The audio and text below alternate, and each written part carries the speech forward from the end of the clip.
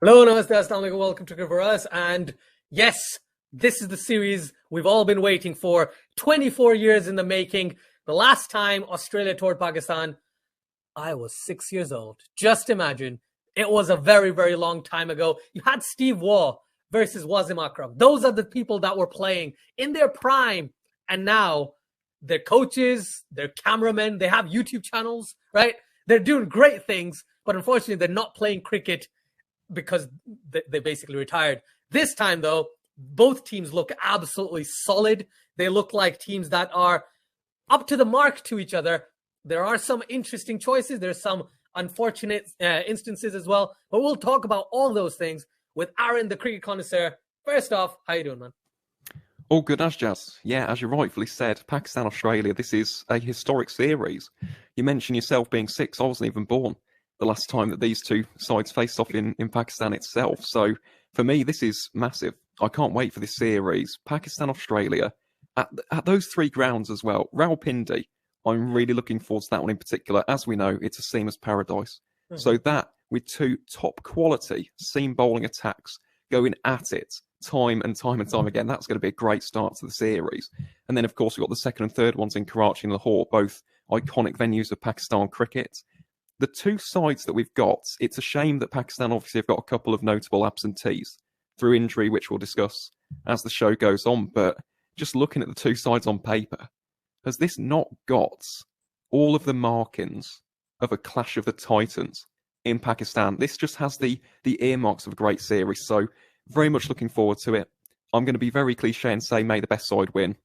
But I'll tell you what, this series, I think we're going to remember for a very, very long time. It really does look like an excellent series that we've got in store.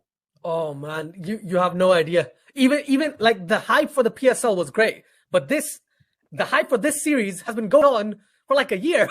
Like we've been waiting for this. Yes, 24 years, yes, but this is when the talk started, when Wasim Khan was still around as the CEO. It was like, yeah, Australia's going to tour, Australia's going to tour. So yeah, I can't believe February. Well, it's March. March is already upon us. And this series is going to be one of those that I will remember forever. Let's start off with Australia. The reason why we start off with Australia, because they just thrashed England 4-0 with basically this team, with basically this entire squad. When did they do that? Oh, my memory fails me with that. It was about a month and a half ago, Aaron. Yeah, I must have been doing something else. I must have been watching another sport, and definitely wasn't watching every single minute of that at 4 o'clock in the morning. Anyways, Australia. Australia have come in with their best team. And when I saw the squad and I looked at it, I was like, Warner, Khwaja, Smith, Labuschagne, Head, Green, Carey, Inglis, Boland, Hazelwood, Stark, Cummins, right? Lyon, Swepson, right? Mitchell Marsh in the mix too. Marcus Harris, but I'm not too excited about that. Overall, Australia sent their best side. How do you see Australia and this series, man? Like, I just want you to talk about Australia right now. I had a question. I don't even remember it. I just want to talk about this series. This is series 2. Literally, just I can't wait. I can't wait. It's a series to savour. And to be honest, Asjad, I know that obviously I'm not a Pakistan or Australia fan, but as a neutral, just as a cricket fan, it's going to be a great series. And as you said, this series, 24 years in the making, deserved a strong Australia side. So first and foremost, credit to each and every single one of those players for making the journey, because they could have opted out for various reasons. Of course, a lot of biosecure bubble cricket has been played over the course of the last year. They could have cited biosecure bubble fatigue, but the way in which they've all come together for this series. I've noticed as well on social media as well that they've been showing off the different aspects of the hotel and stuff, which has been brilliant to see. And they are being treated like absolute royalty in Pakistan, which again just shows the hospitality of the nation and why teams should tour the country. But that team from 1 to 11 is going to be tremendously hard for Pakistan to break down. Incredibly difficult. They are riding on the Ashes high. They're an incredibly strong team as it is. But that seam attack in Rawalpindi, Hazelwood, Stark, Cummins, Cam Green as well, who'll get an extra bit of assistance from that surface. Yeah. It'll be interesting to see if Scott Boland does get a go in this series. I don't think he will, unfortunately, unless Australia do go 2-0 up. But just that quartet of seamers in this series are going to absolutely Love it. And then as we go later on in the series, I think the real key for Australia will be the spin bowling. Not only in terms of Nathan Lyon, will they potentially play Mitch Swepson as well in Lahore? We'll have to wait and see. With regards to that, of course, we haven't seen the pitch for that just yet. But I think the way in which they play spin, as well as bowl spin, will be the real factor in this series. Beforehand, we saw Marnus Labuschagne, didn't we? With, the tape, and he was putting it all over his room and batting against the different angles and the way in which it would, react off the surface. If Australia can apply themselves well with the bats, their bowling attack can get the job done. So I think that is going to be a massive thing between these two sides. It is basically a case of who can apply themselves better with the bat in hand. Because both sides' bowling attacks, even though Pakistan haven't got the likes of Hassan Ali or Fahim Ashraf in this series, Haris Rauf is going to be very, very interesting indeed. Or if they go with Mohammad Wasim Jr. as well, you've still got sheer pace in that attack. It's going to be a tough series. It's going to be a tight series. But as I said, if Australia can bat well, very cliche, I know, I do fancy them just having a slight edge. But that is a big if, because Pakistan are going to be a very, very tough side as they come across in this series. Yeah, and the thing is, with Australia, the mindset is when you go to the subcontinent, it's going to be spin-friendly conditions. But you've seen it over the past couple of years. In Pakistan, it's not just spin. It's also reverse swing. It's also dead pitches that will stay low. And Faf du Plessis and Van der Dussen can vouch for that. Hassan Ali getting them out on low balls that did not rise as much as expected. And in Lahore, definitely spin will come into play. So in Karachi.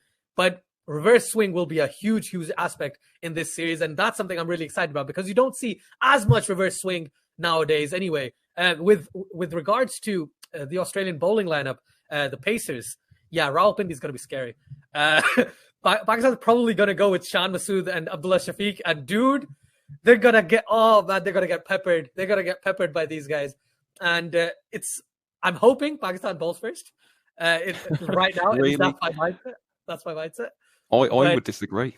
Really? Yeah. I want to send out a message. That's what I want to do. But then again, England did that at the Gabba, and we all know that paid off. So that is going to be difficult. I suppose in that first game, it might actually be a case of you want to lose the toss as opposed to win it because of that extra pace factor in Rawalpindi. But you mentioned there with the reverse swing as well. We are going to see two of the finest proponents of reverse swing in modern Test cricket with Mitchell Starc and Shaheen Shah Afridi. That's going to be absolute champagne cricket to watch. It's going to be really, enticing, encapsulating, exhilarating cricket. So, again, lots to look forward to in this series. But I think Pakistan's top order in particular are going to be tested very much so in this series. They'll be absolutely pivotal to Pakistan's success if they are to go on and win this series. Yeah, I think that top order, because of the reason that, Abid Ali, obviously, he still can't play. Shan Masood will probably come in. Abdullah Shafiq is still very young. Shan Masood hasn't played Test cricket for a year and a half or something.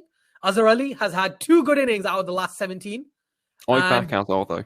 I'm going to be honest, if there's one person, aside from Babar Azam, and Rizwan actually as well, I've always liked Azhar Ali. There's just something about his game. He's a warrior. He's very resolute. He's very gritty. He's very determined. This is a massive series, right? I think he's going to be well up for this. And I could be proven wrong.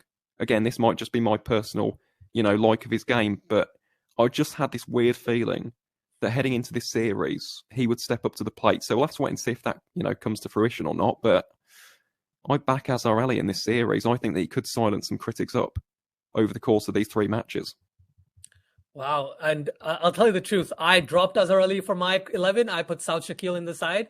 But Really? I genuinely, I would go with Saud Shakil because of the way he plays the game, the way he has been performing consistently over the past couple of years, while Azhar Ali, unfortunately, just hasn't been able to. Do you not think, though, in this one series, you'd go with the extra experience? There's going to be a lot of emotions. I would love to. And I think the first match, Azhar Ali plays. But after that point, they might go, if Azhar Ali doesn't do anything of significance, then they'll go down the Saud Shakil route, because he's been knocking on that door for about a couple of years now. And he hasn't had a shot. You mentioned Babar Azam. You mentioned Mohammad Rizwan. Fawad Alam, man. Fawad Alam. Oh, yeah. Our boy. Our boy. Where's my Fawad Azam t-shirt? It's in the other room. Anyways, Fawad Alam is someone I am so excited to see play against these guys. Because the last time Pakistan toured Australia, they didn't have Fawad Alim. They were completely outclassed because of their young pace attack as well. You had Naseem Shah, very green. You had Shaheen Shah Afridi, pretty damn green. You had Mohammad Abbas, who was losing pace. Australia didn't have Cam Green. See, I was just trying to be funny there. But there were a few. It was Australia absolutely dominating Pakistan in Australia. But in Pakistan here, even though there's no Hassan Ali, there's no Fahim Ashraf, who are two very, very important cogs in that Pakistan side. Hassan Ali, third highest wicket taker in Test cricket last year. Fahim Ashraf, an average of 41 in Test cricket since 2020, since COVID, stopped cricket and cricket started again. Since 2020, an average of 41, batting at number 7. That is so crucial for Pakistan. So those are the two things I'm quite scared about. However, if we talk about Pakistan just a little bit, Numan Ali and Sajid Khan, they're going to be pivotal, aren't they? Yeah, definitely. If the game goes to days 4 and 5, they're going to be absolutely essential. Now, once the first test finishes, hopefully, from what I hear, Hassan Ali and Fahim Ashraf should come back in the for the second test. That's what I've heard. So that means Hassan Ali can be utilized with a reverse swing on days 4 and 5, the change of pace, the variable bounce that you'll definitely get in Karachi and in Lahore. But if we talk about Rawalpindi in particular, we saw against South Africa, we saw how important Numan Ali was. Numan Ali could score 91 runs or 47 runs, and he can pick up a fiver, or he could pick up 4 wickets, 3 wickets. Doesn't matter which day it is, day 3, day 4, day 5. He's able to get wickets on a consistent basis. You're smiling. I don't know why you're smiling. There's one reason I'm smiling, Asjad. Yeah. Would you play him? And there's one reason. And I know that his test record is absolutely fantastic. But looking at that Australia team, there is a bit of a pattern, to be honest. Aside from Smith and Marnus Labuschagne, you've got Warner, you've got Khawaja, you've got Head, you've got Carey in there as well. That's a lot of left-handers. And we saw this Australia side, albeit in different conditions, absolutely dismantle Jack Leach, who, at the time, had a test average of under 30. Do you think that Pakistan will opt to go with no man, or will they go with Sajid based on those matchups, or do you think they'll just go, forget the matchups, let's go with our better bowler? That's a very interesting question. I understand where you're coming from about the matchup side of things, but Pakistan has a bit more faith on Numan Ali because of, number one, his domestic tenure over the past 10, however many years, but also the fact that he's been able to help with the bat a lot more. True. Sajid Khan, unfortunately, has had a very good time in Bangladesh, but I know you don't agree with me on here, but from what I've seen and from what a lot of the Pakistani analysts talk about, Numan Ali is a much more accurate bowler, which is something that Pakistan would need, especially when they don't have Fahim Ashraf and Hassan Ali, because their ideal side, as you probably know, would be Fahim at 7, you have Numan at 8, then Hassan, Shaheen, and Sajid at 11. That would have been the ideal side. But now that they have to consider, do they go with Iftikhar Ahmed or Hussain Talat or Wasim Jr. or Haris Rauf, or do we go to the reserves and we look at Kamran Ghulam or Mohammad Abbas or Naseem Shah?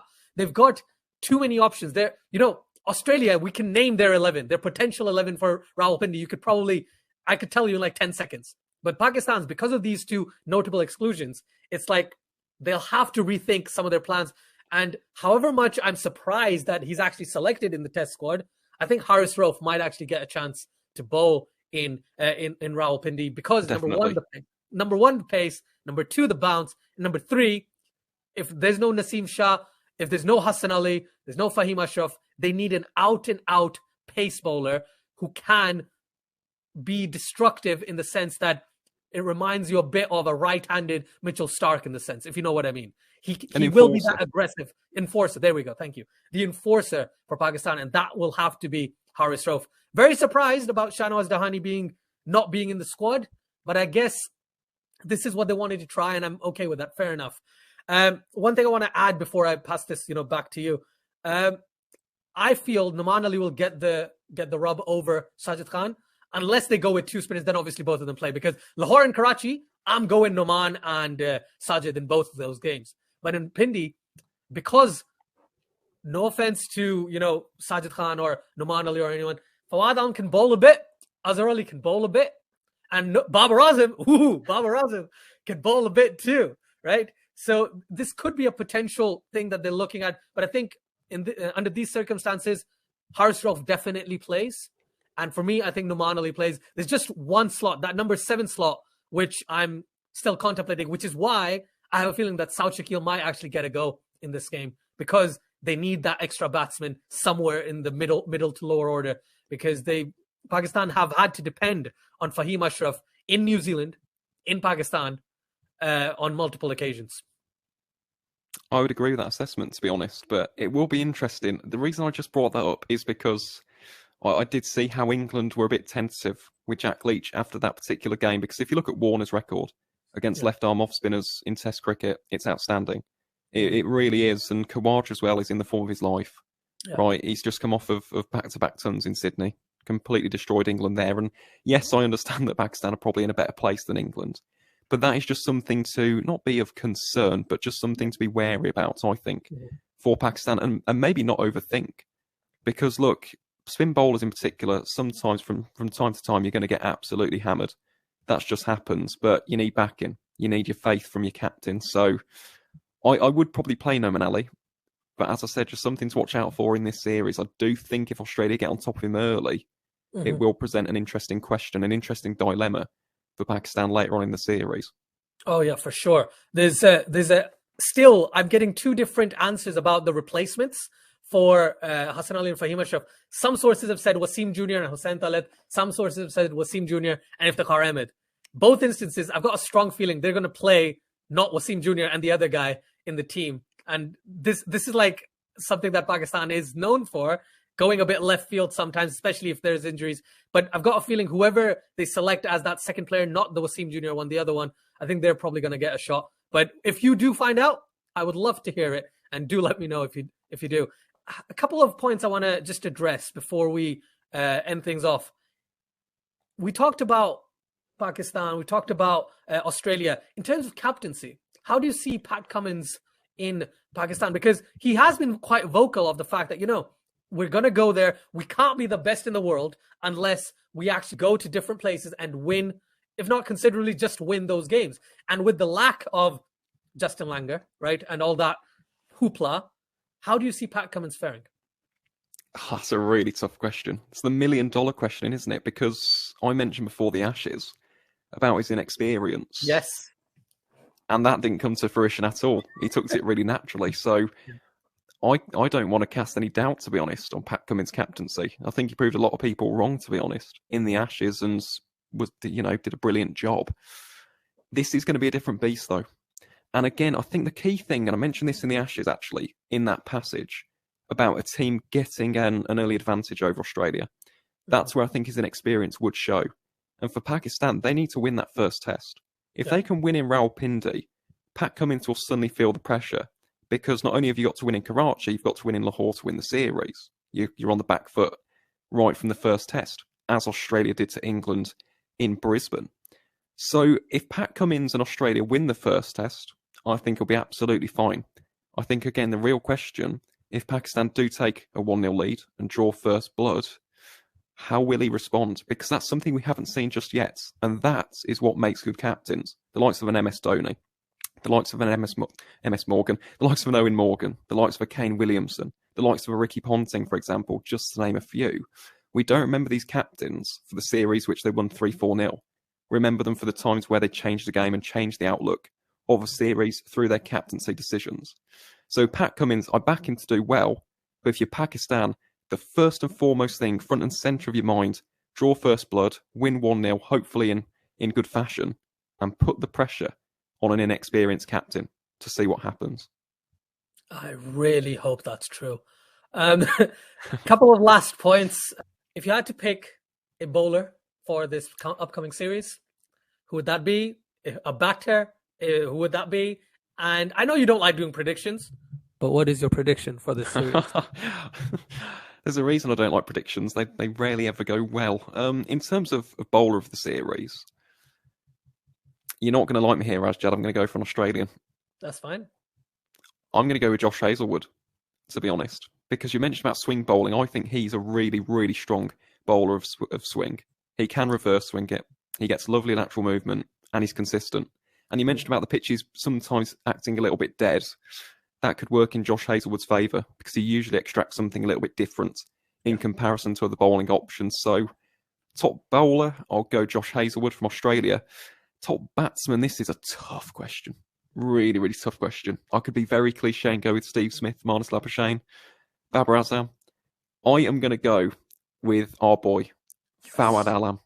I think he is going to have a big series. Fingers crossed he does, because he's going to be absolutely pivotal to Pakistan's success. You think of Australia, they do a lot of damage up the top order. So I think the top three for both sides, actually, could struggle in this series, given the spin, the lateral movement, and the swing, which could be on offer, and of course, the extra pace and bounce in Pindi. So I think it's going to be a battle of the middle orders from 3 onwards. 3 to 7 is where this series will be won with bat in hand, in my view. And for that reason, if Fawad Alam can act as the vanguard for Pakistan, safeguard that lower to middle order, give them a foundation and a platform to build off of, I think Pakistan will have a decent chance in this series. So for that reason, Fawad Alam will be my batsman to watch. And final prediction, I'm going to have to sit on the fence. I don't want to predict a winner, to be completely honest. I'm going to go 1-1. I think they're going to... I'm not... Oh, no, in fact, I was going to say who's going to win which test. I'm not going to do that. I'm not going to fall into that trap. But I'll go 1-1. Very, very conservative, very safe. But genuinely, I'm not just saying this. This series is so, so close. In terms of these two sides, you can make so many different compelling arguments as to why Pakistan could win this series or Australia win this series. It's anyone's game. Anybody can win. And to go back to that old adage, may the best team win. And that, folks, is the best way to end this particular video. Thank you, everyone, for joining. Please do like, share, and subscribe if you do like the content. Do check out the Cricket Connoisseur on every single platform in the world. I predicted 1-all too, just saying. So I appreciate... It's a sensible option. It's the sensible option. There's going to be a draw. Maybe it rains. Maybe it pours. Maybe it rains and pours for Australia, but not for Pakistan. And yeah, until next time, take care, stay safe, and I'll catch you in the next